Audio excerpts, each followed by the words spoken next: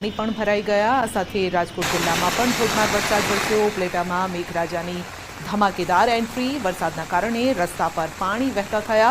ગ્રામ્ય પંથકના ખાખી, જાડિયા, સેવંત્રા, મોજીર, સમઢિયાળા સહિતના અનેક ગામોમાં વરસાદ છે।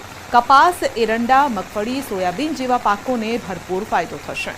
વરસાદના પગલે ખેડૂતોમાં ખુશી છે। વરસાદના પગલે વાતાવરણમાં ઠંડક પ્રસરી છે।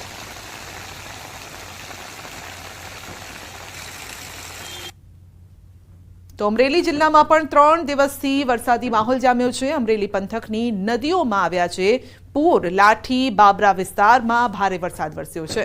ગાગડીયો નદીમાં પણ 3 વખત પૂર આવ્યા છે। ગાગડીયો નદી પરના ચેકડેમ અને તળાવો છલકાયા છે। વરસાદી પાણીથી ચેકડેમ અને તળાવ છલકાયા છે। વરસાદી પાણીથી છલોછલ ભરાયેલા ચેકડેમ, તળાવોનો અદ્ભુત નજારો જોઈ શકાય છે। અમરેલી જિલ્લામાં આજે પણ વરસાદી માહોલ છવાયેલો છે।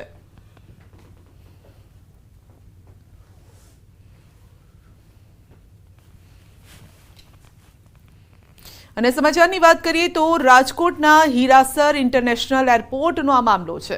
રાજકોટ શહેર કોંગ્રેસ દ્વારા વિરોધ। રમકડાના પ્લેન બતાવીને કરવામાં આવ્યો વિરોધ।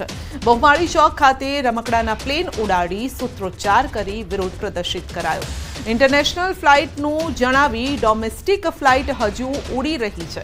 15 ઓગસ્ટ સુધીમાં એરપોર્ટ ખાતે સ્થાયી ટર્મિનલનું નિર્માણ કાર્ય પૂર્ણ થશે। નિર્માણ કાર્ય પૂર્ણ થયા બાદ સ્થાયી ટર્મિનલમાં ડોમેસ્ટિક ફ્લાઇટનું સંચાલન કરવામાં આવશે। ઇન્ટરનેશનલ ફ્લાઇટના સંચાલન માટે અન્ય સ્થાયી ટર્મિનલ બનાવવા બાબતે પ્લાનિંગ ચાલી રહ્યું છે।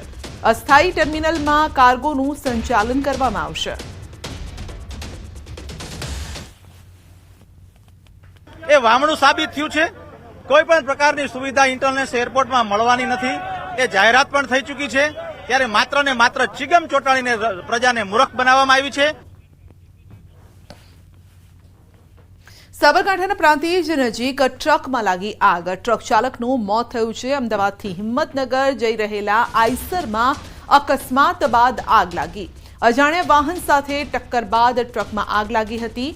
તો ટ્રકમાં જ આગમાં ચાલક પણ ટ્રકમાં આગમાં બળીને ભડતું થઈ ગયો છે। ઘટના સ્થળે લોકોના ટોળા ઉમટ્યા। હાઈવે પર ટ્રાફિક જામ થયો।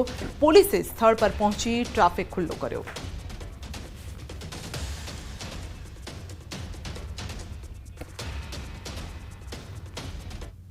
તો કોલેરાને લઈને કલેક્ટરનું જાહેરનામું છે। કલોલ તાલુકાનો કેટલોક વિસ્તાર કોલેરાગ્રસ્ત જાહેર કરાયો છે।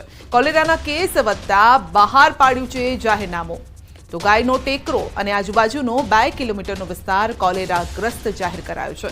મહેન્દ્ર મિલની ચાલીનો વિસ્તાર તેમજ તેની આજુબાજુનો 2 કિલોમીટરનો વિસ્તાર પણ કોલેરાગ્રસ્ત જાહેર કરાયો છે। આ જાહેરનામું 3 માસ સુધી અમલમાં રહેશે।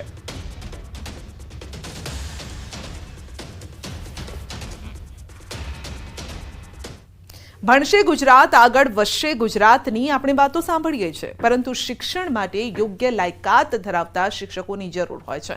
હાલ તે શિક્ષકોની જ કચ્છ જિલ્લામાં ઘટ છે।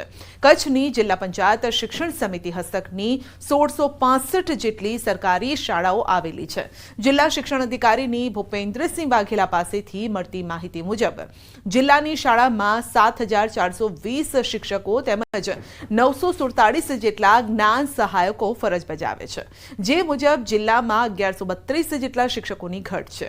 જ્ઞાન સહાયકોની ભરતી પછી પણ જિલ્લામાં શિક્ષકોની ઘટ એ ચિંતાનો વિષય છે। અને હાલમાં કચ્છ જિલ્લામાં શિક્ષકોના કુલ મહેકમની સામે 12 થી 13% જેટલી ઘટ છે। અને ત્યારે હાલમાં જ રાજ્યના મુખ્યમંત્રીએ શિક્ષકોની ભરતીની જાહેરાત કરી છે।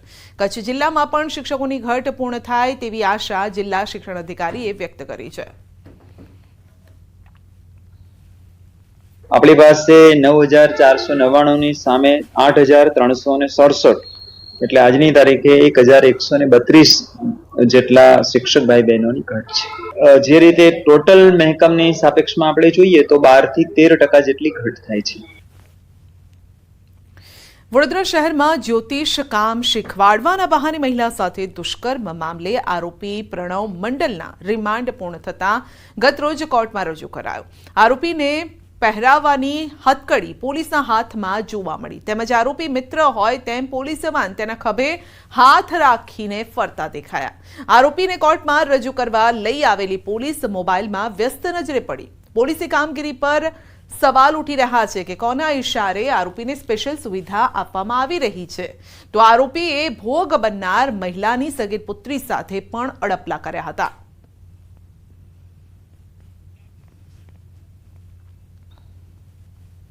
તાપીના વ્યારામાં ફાયર વિભાગે ફાયર સેફટી ન હોય તેવી દુકાનો સીલ કરી છે અને છેલ્લા 2 દિવસમાં વ્યારાના 5 કમર્શિયલ કોમ્પ્લેક્સની 114 દુકાનોને ફાયર વિભાગે સીલ કરી છે। તો શહેરની ડીએનસી માર્કેટ, બિગ બજાર, જલદર્શન, અભિષેક એસ્ટેટ, નક્ષત્ર હાઇટ્સ સહિતના કોમ્પ્લેક્સની દુકાનો સીલ કરાઈ છે। ફાયર વિભાગની કાર્યવાહીથી દુકાનદારોમાં પણ ફફડાટ છે।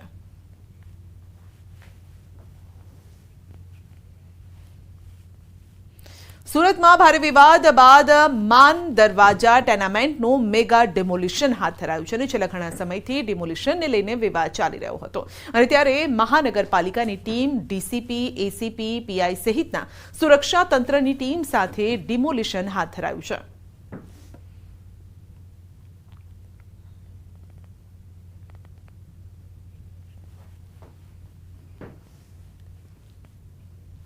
ગીર સોમનાથના ઉનામાં સમઢિયાળાના કાંડના 8 વર્ષ પૂર્ણ થતા સંઘર્ષ સંમેલન યોજાયું। ગીર ગઢડામાં આયોજિત સંમેલનમાં મોટી સંખ્યામાં અનુસૂચિત સમાજના લોકો જોડાયા। સંમેલનમાં રાજુ સોલંકીએ અનુસૂચિત જાતિ સમાજ પર અત્યાચારનો આરોપ લગાવ્યો અને સાથે જ પીડિત પરિવારોને ન્યાય ન મળ્યો હોવાનો આરોપ લગાવ્યો। સાથે જ 15 ઓગસ્ટે ગાંધીનગર સુધી રેલી યોજવાની ચીમકી ઉચ્ચારી। મને અને મારા સમાજના ઉનાકાંડ વખતે જે અમારા ઉપર ખોટા કેસ કરવામાં આવ્યા છે, અમારા સમાજના કેસો પાછા ખેંચવામાં નહીં આવે તો અમે 15મી ઓગસ્ટે ગાંધીનગર જવાના છીએ। ઓછામાં ઓછા 2 લાખ બાઇક અને 5 લાખ દલિતોને લઈ અને અમે અને અમારી આખી ટીમ ગુજરાતભરના આગેવાનો અનુજાતિ સમાજ જિલ્લા દ્વારા ગાંધીનગર જવાના છીએ। તો ગીર ગઢડામાં સંઘર્ષ સંમેલન યોજાયું કારણ કે તેઓ ન્યાયની માંગ કરી રહ્યા છે, ન્યાય નથી મળી રહ્યો અને હવે તેઓએ અલ્ટિમેટમ આપ્યું છે 15 ઓગસ્ટનું। રાજુ સોલંકીએ કહ્યું છે, ચીમકી ઉચ્ચારી છે।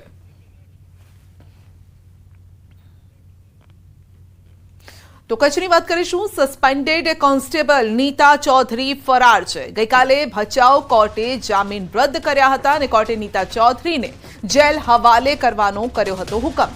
નીતા ચૌધરીને પકડવા પોલીસની કવાયત છે। એલસીબી એસઓજીએ શરૂ કરી છે તપાસનો ધમધમાટ શરૂ કરવામાં આવ્યો છે।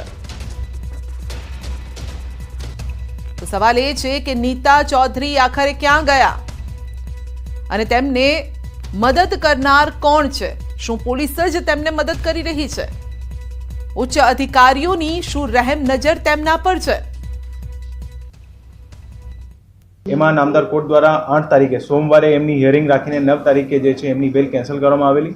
પોલીસને જ્યારે આ બેલ કેન્સલ કરવામાં જે છે ઓર્ડર મળેલો ત્યારે તાત્કાલિક જે છે એમના જે અલગ અલગ ઠેકાણા હતા એ તપાસ કરવામાં આવેલી। અત્યાર સુધી જે છે આ નીતા ચૌધરી જે છે પોલીસને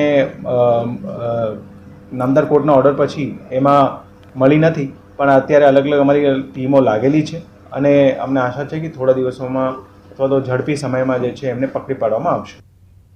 જી, સવાલ હવે એ છે કે નીતા ચૌધરી ક્યાં છે? વધુ અપડેટ મેળવીશું સંવાદદાતા મેહુલ પાસેથી। સવાલ અહીંયા એ છે કે કોર્ટ એક તરફ હુકમ કરે છે મેહુલ અને બીજી તરફ નીતા ચૌધરી ફરાર થઈ જાય છે। શું પોલીસની રહેમ નજર છે તેમના ઉપર? કોણ છે અધિકારી જેમનો સહયોગ મળી રહ્યો છે? જી સંધ્યા, જે રીતે ચોક્કસથી વાત કરવામાં આવે, ગઈકાલે નીતા ચૌધરી મામલે છે તે બહુ ચર્ચિત કેસ છે, તે મામલે મોટા સમાચાર છે તે સામે આવ્યા હતા। જ્યારે ભચાઉ સેશન્સ કોર્ટ છે તેને નીતા ચૌધરીના જામીન રદ કરી અને જેલ હવાલે કરવાનો હુકમ કર્યો હતો, ત્યારે જે પૂર્વ કચ્છ પોલીસ છે તેના દ્વારા નીતા ચૌધરીના ઘરે અને તેને પકડવા માટે, ઝડપી પાડવા માટે છે તે ચક્રો ગતિમાન કર્યા હતા અને નીતા ચૌધરી છે તે લાપતા થઈ ગઈ હતી। તો બીજી તરફ વાત કરીએ તો પોલીસને સમગ્ર મામલે પૂછતા પોલીસ જણાવે છે કે અમે અમારા દ્વારા વિવિધ છે તે ટીમો બનાવવામાં આવી છે। LCB, SOG, ભચાઉ પોલીસની પણ ટીમો બનાવવામાં આવી છે અને હાલ ઝડપવા માટે છે તે ચક્રો ગતિમાન કર્યા છે. આ સિવાય પોલીસને કોઈ પણ પ્રશ્નો પૂછવામાં આવે છે ત્યારે પોલીસ એ જ જવાબ આપે છે કે આ સમગ્ર મામલે છે તે તપાસ ચાલુમાં છે. જી ગોવિંદ આપનો આભાર.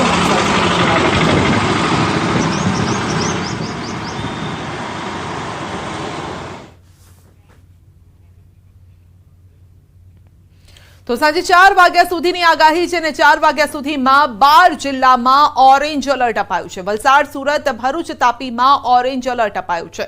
નવસારી, ડાંગમાં પણ ઓરેન્જ એલર્ટ છે. સોમનાથ, ગીર સોમનાથ, જૂનાગढ़, अमरेली પણ orange alert. Heavy to very heavy Gujarat region isolated places में दिया गया है. उसका अगले 4 दिन हेवी रेनफॉल आइसोलेटेड प्लेसेस में दिया गया है. और जो सौराष्ट्र क्रॉस रीजन के लिए पहले दिन हेवी टू वेरी हेवी का आइसोलेटेड प्लेसेस 1 दिया गया है. और जो डे 2 में हेवी आइसोलेटेड प्लेसेस में चेतावनी दिया गया है. और इसमें जो डिस्ट्रिक्ट D1 में आपका गुजरात रीजन में वेरी हेवी रेनफॉल का आ रहा है डिस्ट्रिक्ट, वो है नर्मदा, बहरोज, सूरत, डांग, नवसारी, वलसाड, तापी, दमन एंड दादरा नगर हवेली. और जो हेवी रेनफॉल का जो चेतावनी दिया गया है वो है छोटाउदेपुर, बडोदरा, आनंद एंड अहमदाबाद. एंड सौराष्ट्र कच्छ में आपका वेरी हेवी रेनफॉल का जो चेतावनी दिया गया है वो है राजकोट, पोरबंदर, जूनागढ़, गिर सोमनाथ, अमरेली एंड भावनगर. और हेवी रेनफॉल का जो वार्निंग दिया गया है वो है Surendranagar, Junagadh and Morbi, sorry Jamnagar and Morbi, Dwarka, Devbhumi Dwarka and Diu.